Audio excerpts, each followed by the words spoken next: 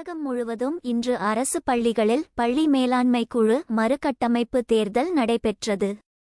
பள்ளி மேலாண்மை குழு மறுகட்டமைப்பு தேர்தல் சேலம் மாவட்டம் கெங்கவல்லி அரசு ஆண்கள் மேல்நிலைப் பள்ளியிலும் நடைபெற்றது. இந்த பள்ளி மேலாண்மை குழு மறுகட்டமைப்பு தேர்தலில் பள்ளியின் தலைமை ஆசிரியர் திரு சாமுவேல் அவர்களின் தலைமையில் நடைபெற்றது. மேலும் இந்த பள்ளி மேலாண்மை குழு மறுகட்டமைப்பு தேர்தலில் பள்ளி பெற்றோர் ஆசிரியர் கழக உறுப்பினர்களும் கலந்து கொண்டார்கள். இந்த தேர்தலில் முடிவில் பள்ளி மேலாண்மை குழு தலைவர் மற்றும் துணைத் தலைவர் மற்றும் உறுப்பினர்கள் தேர்ந்தெடுக்கப்பட்டு அவர்களுக்கு சான்றிதழ்கள் வழங்கப்பட்டு பள்ளி மேலாண்மை குழு உறுதிமொழி எடுக்கப்பட்டது. நன்றி.